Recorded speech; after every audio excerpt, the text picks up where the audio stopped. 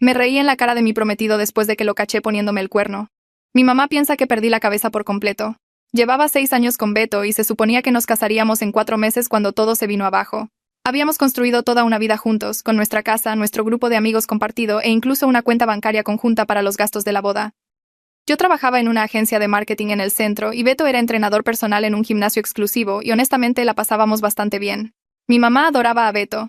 Se la pasaba llamándolo su futuro hijo y diciéndole a todo el mundo lo afortunada que yo era por haber encontrado a alguien tan comprometido y estable. Ella ya se había comprado su vestido de madre de la novia y me enviaba artículos sobre planificación de bodas todos los días.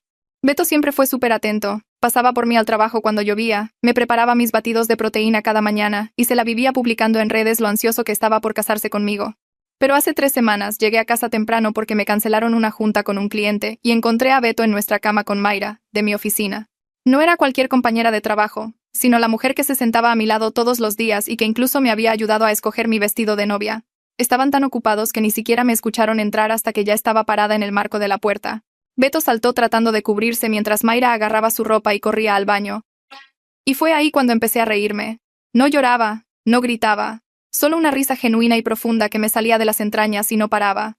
Beto se quedó ahí parado, desnudo y confundido, preguntándome si estaba bien, y yo solo me reía más fuerte. Mayra salió del baño medio vestida y preguntó si me estaba dando un ataque de nervios, y eso me hizo reír todavía más.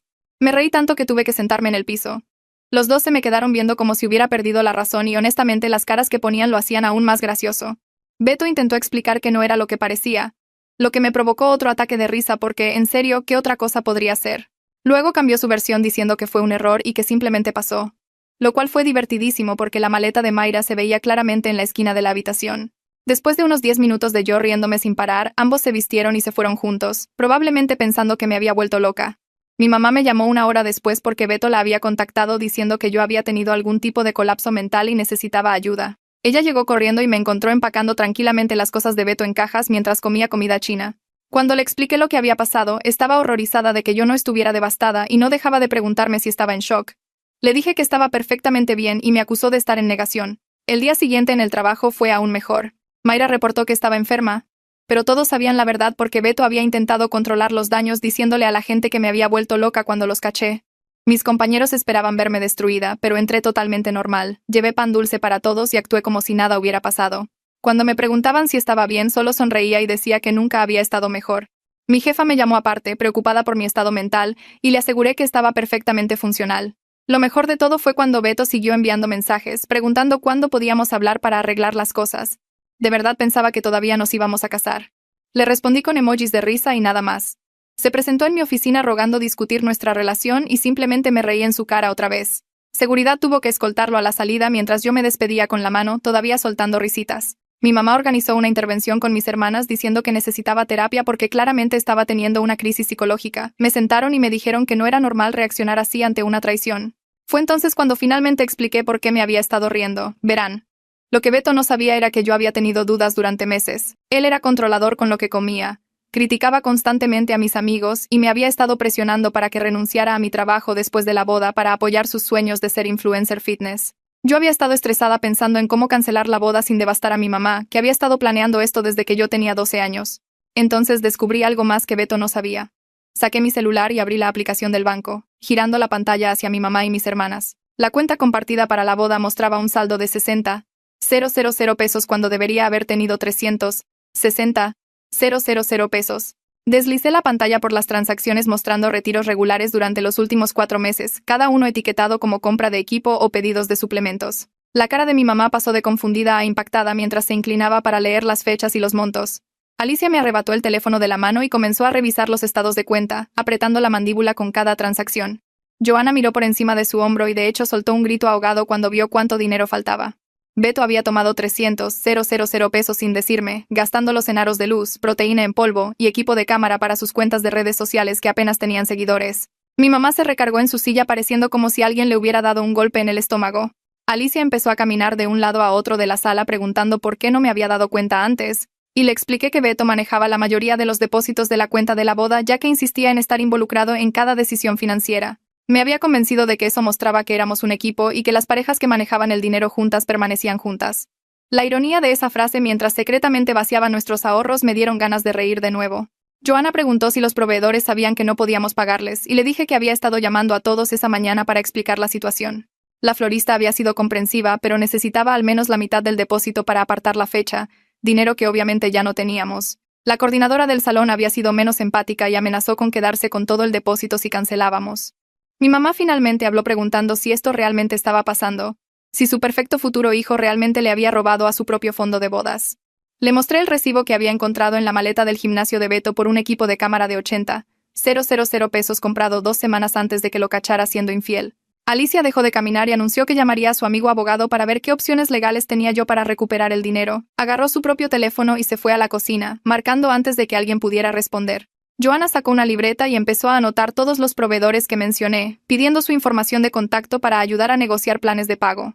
Mi mamá simplemente se quedó ahí mirando los estados de cuenta en mi teléfono, subiendo y bajando por las transacciones como si no pudiera creer lo que veía. Podía verla repasando mentalmente cada conversación que había tenido con Beto sobre la planeación de la boda, probablemente preguntándose cómo se le pasaron todas las señales. Alicia regresó de la cocina diciendo que su amigo abogado quería copias de todo y que definitivamente tenía bases para algún tipo de acción legal.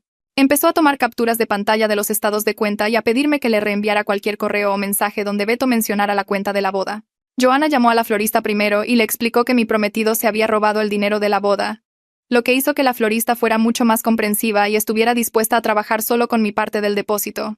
Mi mamá levantó la vista del teléfono y dijo que había notado que Beto parecía estresado por dinero últimamente, pero asumió que eran los nervios normales de la boda. Admitió que él le había pedido un préstamo el mes pasado alegando que era para una sorpresa de mejora en la luna de miel, y ella le había dado 40,000 pesos sin decirme. La habitación se quedó completamente en silencio mientras todas procesábamos esa información. Alicia preguntó si mamá había recuperado ese dinero, y ella negó con la cabeza luciendo avergonzada. Joanna se detuvo a mitad de marcar en su llamada y preguntó ¿cómo mamá pudo haberle dado dinero a Beto sin consultarme primero? Entré al trabajo a la mañana siguiente y fui directo a la oficina de recursos humanos antes de siquiera dejar mi bolsa en mi escritorio. Carla ya estaba ahí organizando archivos y pareció sorprendida de verme tan temprano. Cerré la puerta detrás de mí y le expliqué toda la situación con Mayra y Beto, manteniendo la voz firme aunque mis manos temblaban un poco. Carla escuchó sin interrumpir, tomando notas en su computadora y asintiendo ocasionalmente. Me preguntó si me sentía cómoda siguiendo trabajando directamente al lado de Mayra, y le dije que absolutamente no. Que verla todos los días haría imposible concentrarme en mi chamba. Carla abrió una especie de organigrama en su pantalla y empezó a ver diferentes configuraciones de equipo. Mencionó que la oficina satélite al otro lado de la ciudad necesitaba a alguien con las habilidades de Mayra y que una transferencia podría ocurrir esa misma semana. Sentí que me quitaban un peso enorme de encima, sabiendo que ya no tendría que sentarme junto a ella. Carla preguntó si Beto había estado viniendo a la oficina y le conté que seguridad lo había sacado hace 2 días. Hizo otra nota y dijo que alertaría a la seguridad del edificio para no permitirle el acceso nunca más. Toda la reunión tomó tal vez 20 minutos y Carla fue tan profesional y eficiente que casi lloró del alivio. Me acompañó a mi escritorio y mencionó en voz baja que varios compañeros habían expresado preocupación por la situación, lo que significaba que la gente estaba siendo solidaria en lugar de chismosa. Le agradecí y me senté en mi computadora, notando que el escritorio de Mayra junto al mío estaba completamente vacío. Carla debió haber hecho que lo limpiara ayer porque no quedaba ni un solo artículo personal.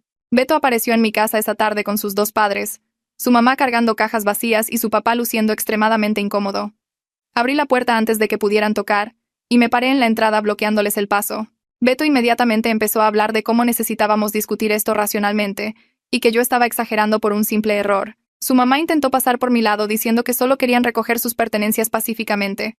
Levanté la carpeta con los estados de cuenta impresos que había preparado específicamente para este momento, y se la entregué a Beto sin decir nada. Él la abrió y su cara se puso completamente blanca mientras pasaba las páginas. Su papá se inclinó para ver qué había causado esa reacción y le arrebató la carpeta de las manos a Beto. Su mamá seguía preguntando qué pasaba hasta que su papá le mostró las transacciones resaltadas que sumaban 300,000 pesos. Ella miró los papeles, luego a Beto, luego de vuelta a los papeles como si no pudiera conectar las dos cosas. Beto intentó explicar que planeaba pagarlo todo antes de la boda y que había necesitado el equipo para construir su marca. Su papá lo interrumpió preguntando si en serio le había robado a su propio fondo de bodas y Beto tartamudeó algo sobre que era un préstamo temporal. La expresión de su mamá cambió de defensiva a absolutamente horrorizada al darse cuenta de que su hijo le había estado mintiendo a todos. Me preguntó cuánto tiempo llevaba sabiendo esto y le expliqué que lo descubrí el mismo día que lo caché poniéndome el cuerno. Su papá parecía que quería que se lo tragara la tierra.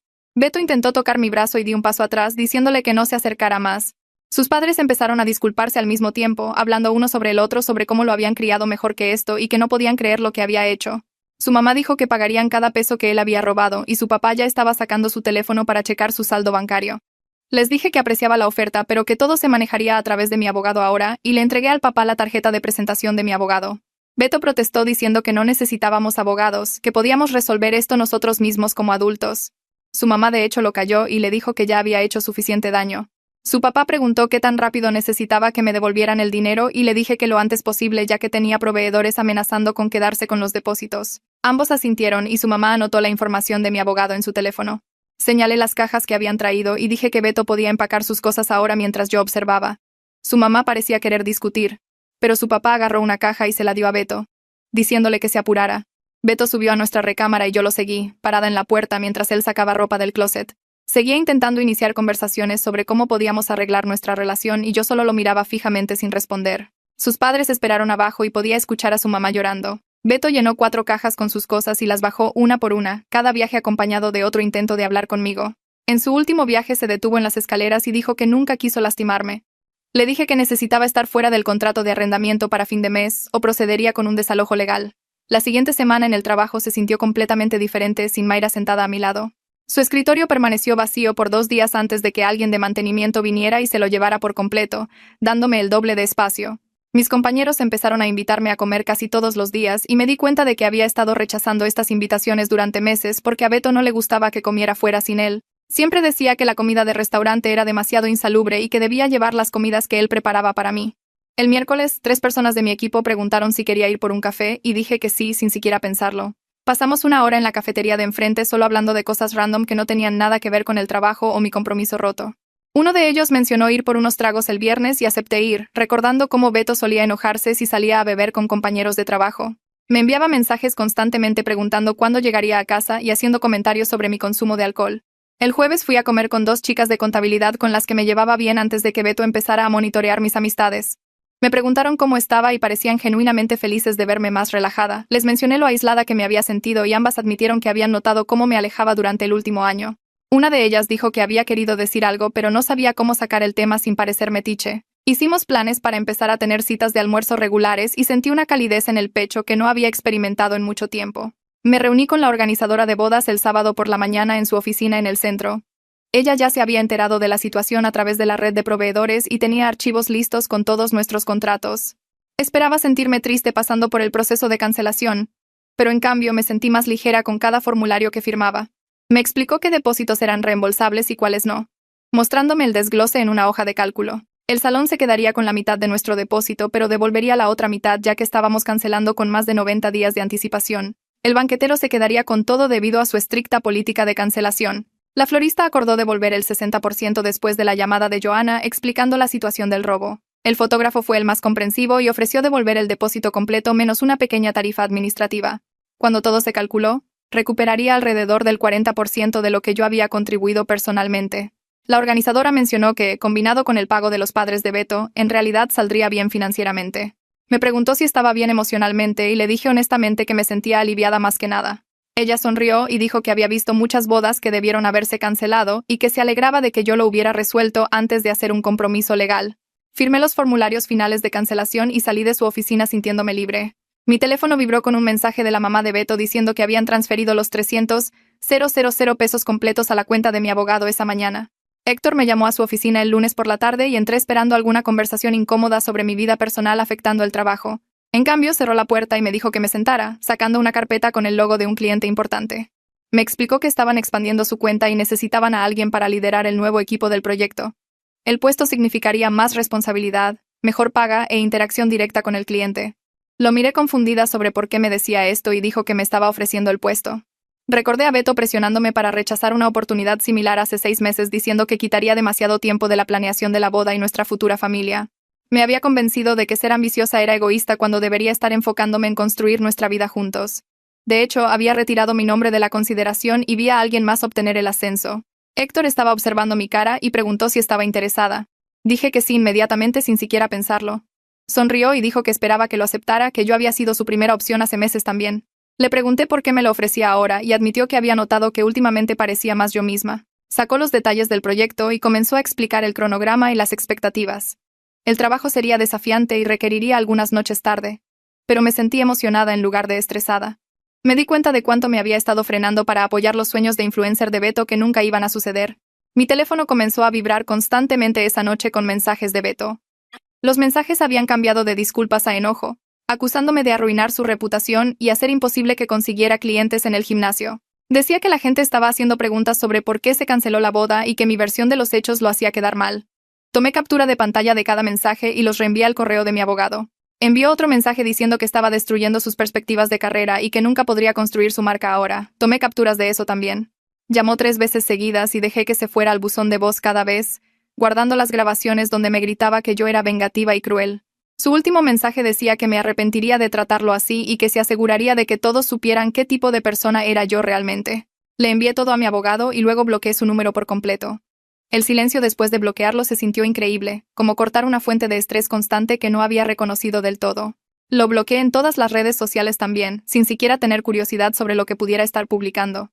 Mis hermanas llamaron para ver cómo estaba y les conté sobre el ascenso y el número bloqueado. Alicia dijo que estaba orgullosa de mí por poner límites, y Joana mencionó que había escuchado a través de amigos en común que Beto le estaba diciendo a la gente que yo había tenido un colapso mental. Ya no me importaba qué historia estuviera contando porque la gente que importaba sabía la verdad. Mi mamá vino el martes por la noche con comida para llevar y vino, diciendo que necesitábamos hablar. Se sentó en mi sofá y admitió que había estado pensando en todo lo que pasó en las últimas semanas. Dijo que había notado que Beto era controlador con cosas pequeñas, pero se convenció a sí misma de que significaba que se preocupaba por mí. Los comentarios sobre mis elecciones de comida y mi grupo de amigos le habían parecido protectores en lugar de restrictivos. Había ignorado las veces que él me interrumpía o tomaba decisiones sin pedir mi opinión porque quería tanto que la relación funcionara. Mi mamá empezó a llorar diciendo que había estado tan enfocada en la boda que había planeado desde que yo tenía 12 años que en realidad no había prestado atención a si yo era feliz. Se disculpó por la intervención y por hacerme sentir que mi reacción a la traición estaba mal. Le dije que entendía que había estado emocionada por la boda, pero necesitaba que apoyara mis decisiones reales en lugar de la vida que había imaginado para mí. Asintió y dijo que había estado hablando con un terapeuta sobre su tendencia a priorizar las apariencias sobre la realidad. Nos sentamos ahí comiendo y hablando honestamente por primera vez en años. Me preguntó sobre el nuevo puesto en el trabajo y realmente escuchó cuando le expliqué los detalles del proyecto. Mencionó que ya había devuelto su vestido de mamá de la novia y obtenido un reembolso completo. La abracé y sentí que nuestra relación cambiaba a algo más genuino y adulto. El jueves siguiente, 3 de mis compañeros me invitaron a ir por unos tragos y dije que sí sin consultar con nadie primero. Fuimos a un bar en el centro que tenía unos nachos increíbles y margaritas baratas. Sara de contabilidad pidió una jarra para la mesa y agarré un vaso sin pensarlo 2 veces. Nadie comentó sobre lo que estaba bebiendo o cuánto. Nadie sugirió que debería comer algo más saludable que queso derretido y guacamole. Pedí una segunda margarita cuando se acabó la primera, y me di cuenta de que no recordaba la última vez que había hecho eso sin que Beto hiciera algún comentario sobre calorías vacías o cómo el alcohol afectaba mi rendimiento en el ejercicio. La conversación fluyó fácilmente entre chismes de trabajo, planes de fin de semana e historias terribles de aplicaciones de citas. Jessie mencionó que yo parecía diferente últimamente, más relajada de alguna manera. Me reí y dije que me sentía como yo misma otra vez por primera vez en años. Ella asintió como si eso tuviera todo el sentido del mundo. Y preguntó si quería unirme a su grupo regular de los jueves. Acepté de inmediato y sentí que ese peso se levantaba de mis hombros, uno que ni siquiera me había dado cuenta que estaba ahí. Nos quedamos hasta casi las 9 solo hablando y riendo, y conduje a casa sintiéndome genuinamente feliz en lugar de ansiosa por el humor en el que estaría Beto cuando regresara. Etienne me interceptó junto a la máquina de café el viernes por la mañana y me preguntó si tenía tiempo para ir por un café fuera de la oficina para discutir la cuenta del nuevo cliente. Revisé mi calendario y caminamos a la cafetería a 2 cuadras. Él pidió un latte complicado mientras yo pedí un café normal con crema. Nos sentamos junto a la ventana y sacó su tablet con bocetos para la campaña. Sus ideas eran creativas y consideradas. Y realmente escuchaba cuando sugería modificaciones en lugar de defender sus conceptos originales. De alguna manera, la conversación cambió del trabajo a planes de fin de semana, a restaurantes favoritos y sueños de viaje. Me contó sobre su viaje de mochilero por el sudeste asiático después de la universidad, y mencioné que quería visitar Islandia algún día. Preguntó qué me atraía de Islandia específicamente y pareció genuinamente interesado en mi respuesta sobre las auroras boreales y los paisajes volcánicos. Hablamos durante casi 1 hora antes de darnos cuenta de que ambos teníamos juntas a las que regresar. Caminando de vuelta a la oficina, mencionó que deberíamos hacer esto de nuevo alguna vez. Y sentí un aleteo en el pecho que no había experimentado en años. Era divertido sin esforzarse demasiado y respetuoso de una manera que se sentía natural en lugar de actuada. Me caché sonriendo en mi escritorio más tarde y me di cuenta de que en realidad me sentía atraída por él, lo cual se sentía tanto emocionante como aterrador. Beto empezó a enviar mensajes a nuestros amigos en común ese fin de semana diciendo que estaba en terapia y quería enmendar las cosas. 3 personas diferentes me reenviaron capturas de pantalla de sus mensajes. Afirmaba que había estado lidiando con problemas personales y tomó decisiones terribles, pero que estaba trabajando en sí mismo ahora. Preguntó si podían ayudar a facilitar una conversación entre nosotros para poder disculparse apropiadamente. Respondí a cada amigo individualmente agradeciéndoles por avisarme, pero explicando que no tenía interés en comunicarme con Beto independientemente de su progreso en terapia. Dije que me alegraba de que estuviera recibiendo ayuda, pero que eso no cambiaba mi decisión. Cada uno de ellos respondió con mensajes de apoyo y nadie me presionó para reconsiderar. Jaime dijo que entendía completamente y que Beto había quemado ese puente él mismo. Liz mencionó que siempre había pensado que Beto era demasiado controlador de todos modos. Su respeto por mis límites, sin tratar de jugar al mediador o convencerme de que todos merecen segundas oportunidades, se sintió increíblemente validador. Bloqueé a los amigos que seguían reenviándome los mensajes de Beto, porque ya no necesitaba esas actualizaciones en mi vida. El dueño de la casa llamó el lunes diciendo que había revisado la documentación que proporcioné sobre el robo financiero y el pago de los padres de Beto. Aceptó quitar a Beto del contrato de arrendamiento con efecto inmediato y perdonar las tarifas habituales dadas las circunstancias. Le agradecí y programé el cambio de cerradura para esa misma tarde. El cerrajero llegó a las 3 y tenía llaves nuevas listas en 1 hora. Probé cada cerradura 2 veces para asegurarme de que todo funcionaba correctamente. Luego llamé a mis hermanas y les pregunté si podían venir esa noche para ayudar a reorganizar los muebles. Alicia y Johanna llegaron con vino y comida. Movimos el sofá para que diera a la ventana en lugar de a la tele. Reubicamos el librero de la recámara a la sala. Reorganizamos mi recámara completamente para que la cama quedara en una dirección diferente y la cómoda estuviera donde solía estar el escritorio de Beto. Cada cambio hacía que el espacio se sintiera más mío y menos nuestro. Colgamos cortinas nuevas que había comprado en línea y reemplacé los cojines decorativos con unos en colores que realmente me gustaban. Para las 10 de esa noche la casa se veía completamente diferente y sentí un sentido de propiedad que nunca había experimentado ni siquiera cuando Beto vivía ahí. Mis hermanas se fueron alrededor de las 11 y caminé por cada habitación apreciando cómo el espacio finalmente reflejaba mi gusto en lugar de los compromisos que había hecho para mantener la paz. El correo de Mayra llegó el martes por la mañana con el asunto «Te debo una disculpa». Lo miré fijamente por varios minutos antes de abrirlo. El mensaje era largo y detallado sobre cómo se había estado sintiendo insegura en su propia relación y tomó decisiones terribles. Explicó que Beto la había buscado y ella se había sentido halagada por la atención. Admitió que sabía que estaba mal, pero se convenció a sí misma de que no importaba porque yo parecía feliz de todos modos. Escribió que ver mi reacción le hizo darse cuenta de lo mal que había traicionado tanto nuestra amistad como nuestra relación profesional. Dijo que entendía si nunca la perdonaba y que había solicitado la transferencia ella misma porque no podía darme la cara todos los días. La disculpa parecía genuina y aprecié la honestidad sobre sus motivaciones. La leí 3 veces tratando de decidir cómo me sentía. Eventualmente cerré el correo sin responder. Perdonarla no requería reconciliación ni siquiera reconocimiento. Simplemente no la quería en mi vida nunca más, sin importar cuánto lo sintiera. El enojo que había sentido inicialmente se había desvanecido en indiferencia. Ella había tomado sus decisiones y ahora tenía que vivir con las consecuencias. Archivé el correo y seguí con mi día sin darle otro pensamiento. Etienne empezó a acompañarme a comer regularmente después de esa primera reunión de café. Íbamos por sándwiches y comíamos en el patio cuando el clima lo permitía. La conversación se mantenía ligera y fácil, desde proyectos de trabajo hasta libros favoritos y recuerdos de la infancia. Él sabía sobre mi compromiso roto porque los chismes de oficina viajan rápido, pero nunca presionó por detalles. Dejaba claro que me encontraba interesante y atractiva a través de pequeños gestos como recordar cómo tomó mi café o enviarme artículos divertidos que pensaba que disfrutaría. Me encontré esperando con ansias estos almuerzos y sintiéndome decepcionada los días en que las juntas interferían. La atracción creció constantemente, pero me mantuve cautelosa, consciente de que acababa de escapar de una relación y probablemente no debería saltar a otra inmediatamente. Él parecía entender esto sin que yo tuviera que explicarlo directamente. Una tarde mencionó que esperaría el tiempo que yo necesitara porque algunas personas valían la pena la paciencia. Sonreí y apreté su mano sobre la mesa, agradecida por el espacio que me estaba dando para descubrir lo que realmente quería. Mi mamá llamó 3 semanas después de nuestra conversación honesta para decir que estaba planeando algo especial. Apareció el sábado por la mañana con mis hermanas y una cajuela llena de decoraciones. Habían organizado una fiesta de libertad en lugar de la boda que había cancelado. Había invitado a familiares y amigos cercanos para celebrar mi nuevo comienzo. Todo el asunto era ciertamente cursi, con un letrero que decía por los nuevos capítulos y cupcakes decorados con pajaritos liberándose de jaulas, pero también fue genuinamente conmovedor porque todos los que estaban ahí realmente apoyaban mi felicidad en lugar de lamentar la boda que no sucedió. Mis tías trajeron champaña y mis primas hicieron una lista de reproducción de canciones de ruptura empoderadoras. Pasamos la noche riendo, bailando y compartiendo historias sobre esquivar balas en relaciones pasadas. Varias personas mencionaron que habían tenido preocupaciones sobre Beto, pero no habían sabido cómo expresarlas. Mi mamá dio un breve discurso sobre apoyar las vidas que nuestros hijos realmente quieren en lugar de las que imaginamos para ellos.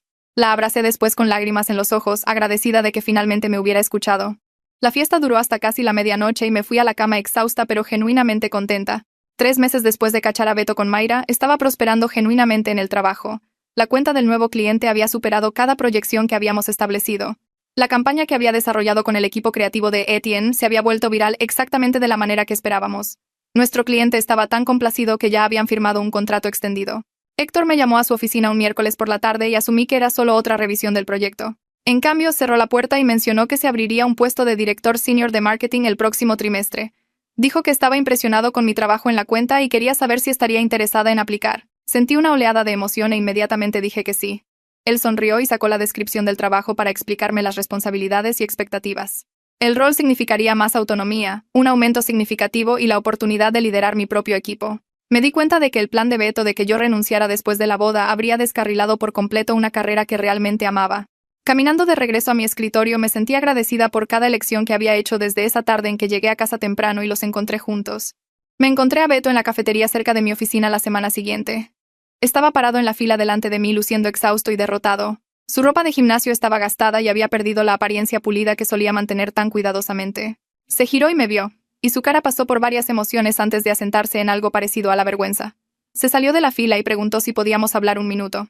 Miré mi reloj, pero accedí a 5 minutos. Nos sentamos en una mesa de la esquina y me explicó que su carrera de influencer nunca despegó porque las marcas no querían trabajar con alguien involucrado en un escándalo de infidelidad. Estaba trabajando turnos dobles en el gimnasio tratando de pagarle a sus padres el dinero que había robado. Se veía genuinamente miserable y una parte de mí sintió lástima por él, pero principalmente sentí gratitud de haber escapado antes de atarme legalmente a sus malas decisiones y falta de integridad. Me preguntó si había alguna posibilidad de que pudiéramos intentarlo de nuevo y de hecho me reí, no cruelmente, sino con genuina diversión ante lo absurdo. Le dije que esperaba que resolviera su vida pero que yo ya había pasado página por completo. Agarré mi café y lo dejé sentado ahí viéndose más pequeño de lo que jamás lo había visto. Etienne me invitó a cenar ese viernes, dejando explícitamente claro que esto era una cita en un restaurante real en lugar de nuestros habituales almuerzos de colegas. Dije que sí sin dudarlo, sintiéndome emocionada en lugar de ansiosa por la perspectiva. Fuimos a este lugar italiano en el centro con una pasta y vino increíbles. La conversación fluyó aún más fácil que de costumbre ahora que habíamos dejado la pretensión de que esto fuera pura amistad profesional. Me contó sobre su familia y sus sueños de eventualmente comenzar su propia agencia creativa. Compartí historias sobre mis hermanas y mis planes para el ascenso que estaba buscando. Él extendió la mano sobre la mesa y tomó la mía preguntando si esto estaba bien. Asentí y le apreté la mano, dándome cuenta de que finalmente estaba lista para explorar algo nuevo con alguien que me respetaba en lugar de controlarme. Me acompañó a mi coche después y pidió permiso antes de darme un beso de buenas noches. El beso fue suave y respetuoso, y todo se sintió correcto de una manera que nunca había sido con Beto. Conduciendo a casa me caché sonriendo y me sentí genuinamente optimista sobre mi futuro por primera vez en años. Mis hermanas vinieron a un brunch el domingo siguiente y terminamos hablando durante 3 horas en la mesa de mi cocina. Alicia sirvió más café y mencionó que había querido tener esta conversación durante meses. Explicó que ella y Joanna habían notado que el comportamiento controlador de Beto empeoraba durante el último año, pero no sabían cómo sacarlo a colación sin parecer que estaban tratando de sabotear mi relación. Joanna agregó que me había visto volverme más callada y retraída en las reuniones familiares, siempre revisando mi teléfono para ver si Beto había escrito preguntando a qué hora llegaría a casa. Lo habían discutido entre ellas varias veces, pero les preocupaba que decir algo dañara nuestra relación si yo no estaba lista para escucharlo. Sentí una ola de alivio sabiendo que habían visto lo que yo había estado tratando de ignorar por tanto tiempo. Hicimos un pacto ahí mismo de ser honestas la una con la otra incluso cuando se sintiera incómodo, prometiendo hablar si alguna vez notábamos patrones preocupantes en las relaciones o vidas de las otras. La conversación cambió a temas más ligeros y pasamos el resto de la mañana riendo sobre recuerdos de la infancia y haciendo planes para un viaje de hermanas el próximo verano. Acompañándolas a la puerta después, me sentí más cerca de ellas de lo que lo había estado en años. El cheque final de los padres de Beto llegó por correo el martes con una nota escrita a mano adjunta. Su madre había escrito que estaban profundamente avergonzados del comportamiento de su hijo y agradecidos de que yo hubiera manejado todo con tanta gracia y madurez. El cheque cubría lo último del dinero robado más 40,000 pesos adicionales como intereses y disculpa. Lo deposité esa tarde e inmediatamente abrí mi laptop para investigar las vacaciones en Islandia con las que había estado soñando desde la universidad. Beto siempre había descartado la idea como demasiado cara e impráctica, insistiendo en que deberíamos ahorrar para el enganche de una casa más grande. Reservé un viaje de una semana para finales de la primavera con tours de senderismo y observación de auroras boreales, y sentí una increíble racha de emoción por hacer algo puramente para mí. La agente de viajes confirmó todo por correo y imprimí el itinerario para pegarlo en mi refri como un recordatorio diario de que mi vida finalmente era mía otra vez. 4 meses después de encontrar a Beto y Mayra en mi cama, Etienne y yo formalizamos las cosas durante una cena en su departamento. Había cocinado una cena francesa increíble que su abuela le había enseñado y pasamos la noche hablando sobre lo que queríamos de una relación. La diferencia entre él y Beto se sentía abrumadora de la mejor manera posible. Etienne preguntó sobre mis metas profesionales y pareció genuinamente emocionado cuando mencioné querer eventualmente comenzar mi propia consultoría. Compartió sus sueños de abrir una agencia creativa y propusimos ideas sobre cómo podíamos apoyar las ambiciones del otro sin que ninguno de los dos tuviera que reducir sus planes. Nunca sugirió ni una vez que debería cambiar mi apariencia o hábitos alimenticios o grupo de amigos. Cuando mencioné sentirme nerviosa por saltar a algo nuevo tan pronto después de que terminara mi compromiso, me apretó la mano y dijo que podíamos ir al ritmo que se sintiera cómodo. Me di cuenta de que nunca me había sentido como si estuviera acomodando el ego de alguien más o caminando sobre cáscaras de huevo alrededor de sus estados de humor. Todo se sentía equilibrado y respetuoso de una manera que no había experimentado antes. Héctor me llamó a su oficina el lunes siguiente por la mañana con una enorme sonrisa en su rostro. Cerró la puerta y me dijo que el puesto de director senior de marketing era mío si lo quería, junto con un aumento de sueldo del 40% y mi propio equipo de 5 personas. De hecho, tuve que sentarme porque la noticia se sentía tan surrealista después de años de Beto presionándome para renunciar y apoyar sus planes de influencer en su lugar. Mi nuevo rol comenzaría el próximo mes e incluiría liderar la estrategia para nuestras 3 cuentas de clientes más grandes. Héctor mencionó que mi trabajo en la campaña reciente había impresionado al equipo ejecutivo y me habían solicitado específicamente para el ascenso. Acepté inmediatamente y regresé flotando a mi escritorio sintiendo que todo finalmente estaba cayendo en su lugar. Mi equipo me llevó a tomar tragos de celebración después del trabajo, y me encontré rodeada de colegas que se habían convertido en amigos genuinos ahora que no me estaba aislando para evitar los celos y críticas de Beto. Compartieron historias sobre cuánto más feliz parecía en los últimos meses, y cómo mi energía había cambiado completamente desde la ruptura. Mi mamá pasó por mi casa ese miércoles por la noche con comida para llevar y comimos en mi sofá mientras veíamos reality shows malos. Durante un corte comercial mencionó que había empezado a ver a un terapeuta para trabajar en sus propios problemas con el control y las apariencias. Admitió que su obsesión con mi boda había sido más sobre cumplir sus propios sueños que apoyar lo que yo realmente quería. El terapeuta le había ayudado a reconocer patrones de su propia madre y cómo había estado repitiendo la misma presión y expectativas conmigo. Se disculpó por la intervención y por no escuchar cuando intenté expresar dudas sobre Beto durante el último año. La abracé y le dije que apreciaba su disposición a examinar su propio comportamiento y hacer cambios. Me preguntó sobre Etienne y realmente escuchó cuando describí nuestra relación sin planear inmediatamente nuestra futura boda o presionar por nietos. La conversación se sintió más auténtica que cualquiera que hubiéramos tenido en años y me fui a la cama esa noche sintiéndome agradecida por su crecimiento y nuestra relación en evolución. Mi vuelo a Islandia salió temprano un jueves por la mañana a finales de abril y pasé la semana entera haciendo senderismo por paisajes volcánicos y sumergiéndome en aguas termales. Me había inscrito en un grupo de turistas que viajaban solos y conocí a gente de 6 países diferentes que estaban explorando por su cuenta. Caminamos hacia cascadas y playas de arena negra durante el día y perseguimos las auroras boreales por la noche. Una noche me paré sola en un acantilado con vista al océano y sentí una profunda sensación de paz sobre quién era yo fuera de cualquier relación o las expectativas de cualquier otra persona. Había pasado tantos años tratando de ser lo que Beto quería o lo que mi mamá imaginaba, que había perdido contacto con mis propios deseos y sueños. La semana se sintió como mudar una piel vieja y redescubrir a la persona que había sido antes de empezar a encogerme para encajar en la visión de alguien más. Regresé a casa con cientos de fotos y una confianza que sentía hasta los huesos sobre mi independencia y futuro que nunca había experimentado antes. 6 meses después de esa tarde en que llegué a casa temprano y encontré a Beto con Mayra, estaba sentada en mi casa recién decorada mirando mi vida con genuino asombro. Mi carrera estaba prosperando con el ascenso y mi propio equipo que respetaba mi liderazgo. Etienne y yo habíamos construido esta relación sana basada en apoyo mutuo y respeto en lugar de control y sumisión. Mi mamá, mis hermanas y yo habíamos desarrollado conexiones más auténticas después de nuestras conversaciones honestas sobre límites y comunicación.